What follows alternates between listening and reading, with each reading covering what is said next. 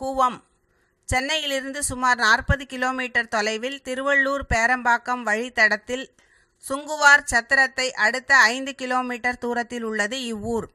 தொண்டை நாட்டின் பாடல் பெற்ற 32 சிவஸ்தலங்களில் இதுவும் ஒன்று. இந்த ஸ்தலத்தில் ருத்ராட்ச மரம் உள்ளது.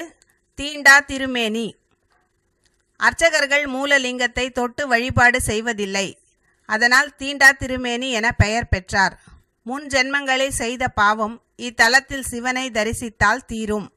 மழை அதிகமாக வரும்போது அதையும் லிங்கம் வெண்மையாவதன் மூலமாகவும் மழை குறைவு என்பதை செம்மையாவதன் மூலமாகவும் உணர்த்துகின்றார் இந்த சிவபெருமான் என்பதை கண்கூடாக காண்கின்றனர்.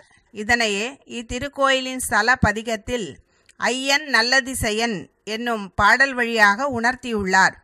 4 கால பூஜையின் போதும் திருக்குளத்தில் நீராடிய பிறகே பூஜையை அர்ச்சகர்கள் துவக்குவது இன்று வரை நடைபெற்று வருகின்றது. அபிஷேக நீர் 2 கிலோமீட்டர் தொலைவிலிருந்தே கொண்டு வரப்படுகின்றது. 1300 ஆண்டுகளுக்கு முன் செங்கல்லினால் கட்டப்பட்ட கோயிலாகவும் 1000 ஆண்டுகளுக்கு முன் கருங்கற்களால் கட்டப்பட்ட கோயிலாகவும் விளங்கியுள்ளது.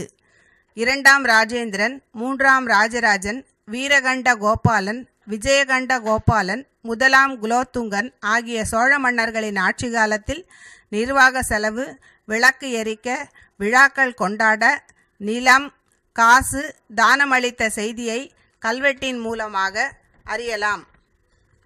அச்சிறுத்த விநாயகர் இத்திருக்கோயிலில் உள்ளார். திரிபுராந்தகன் என்ற அரக்கனை அழிக்க தேரில் சென்றபோது சிவனின் உடனிருந்த தேவர்கள் விநாயகரை வணங்க மறுத்ததால் தேரின் அச்சினை விநாயகர் உடைத்தார். தேர் நிலை கொள்ளாத இடம் அந்த குளம் அச்சிறுத்த கேணி என வழங்கப்படுகின்றது. இக்குளத்தில் தவளைகள் வசிப்பதில்லை, நீர் வற்றியதும் இல்லை. கூவத்திலிருந்து திருப்பாச்சூர் செல்லும் வழியில் சத்தரை கிராமத்தில் புதுமாவிலங்கை என்னுமிடத்தில் ஸ்ரீ கங்காதீஸ்வரர் ஆலயம் அமைந்துள்ளது.